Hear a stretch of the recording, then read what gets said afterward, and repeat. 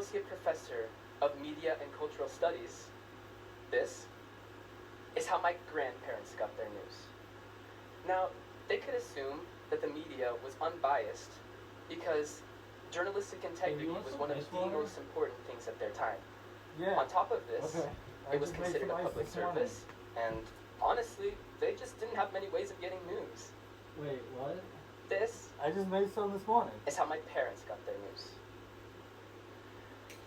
Okay. Increasingly, we started to move towards a more 24 hours type of news, which led to an increase in competition to be the trusted news source, but also decreased the time for fact-checking. And this is how today's generation gets their news. We have so many options, and they're nearly all free. And because of this, many news sources began to pick their spot along the liberal to conservative continuum, and the continuum of presenting complete facts all the way to complete information fabrication. And with all of these vying for our very limited attention, we moved from a model where news could be assumed to be inherently truthful and unbiased to one which enabled fake news. You know, fake news, those false stories with the intent of influencing our opinions and beliefs and are presented as facts. Yeah, those ones. Well, because of this, instead of news being the product, our attention became the product in the form of views, clicks, and likes. I mean, if we see a viral story about a shark swimming down a freeway after a hurricane, we can probably assume that isn't true and it's just someone having a little fun with some Photoshop. So now we're aware of fake news and we're learning to be discerning about it. So problem solved, right? What if I told you it's actually worse than this? What if fake news isn't all we need to be aware of? What about all the information we are being manipulated into believing is true because it's interesting or funny and our guards are down? Let me set the scene for you. You've had a long day, you come home, you want to sit down, relax, and be entertained. Your guard is down. Suddenly, any information or opinions you may come across could just plant the seed of an idea in your head without you even realizing it. Jimmy Kimmel, Jimmy Fallon. Are they all named Jimmy? Samantha Bee, Stephen Colbert, and John Oliver. All very funny people.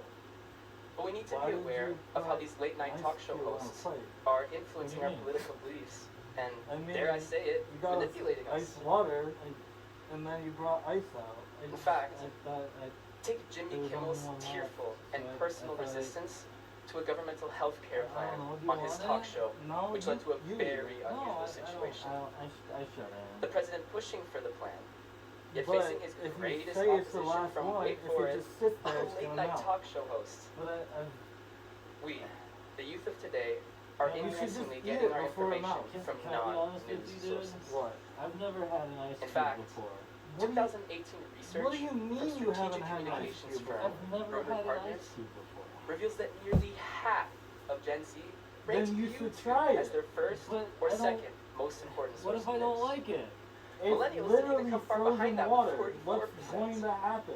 Whereas the I peer told you I preference made the ice for this morning. Gen X and How are you boomers already out remain of ice? traditional sources, such as newspapers And you brought the last and ice cube magazines. out, and it's just going The to study sit there and also melt. revealed Okay, that, fine, no I'll eat surprise, it. Just fucking eat it. entertainment and engagement are becoming increasingly more important.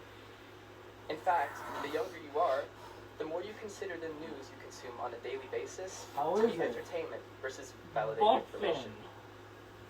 Only about 50% of boomers will say that the majority of the media they consume is entertainment. But that number jumps to the mid-70s when talking to millennials and Gen Z. Thus, the need to be discerning is higher than ever before, as the content is interesting and funny, and our fake news alarm bells probably aren't even on. In fact, That was pretty good. it isn't just comedy shows that we need to be aware of. Did you finish it? This applies to It's any in my information water. that's coming It's in in your where we water? might be forming opinions on What if I politics wanted or some? news news What? without being You aware put of the this. last ice For cube example, this in could your be an water. article on your social But media you have feed, ice such in as your on water. Instagram. Maybe in a conversation with a family member or a friend.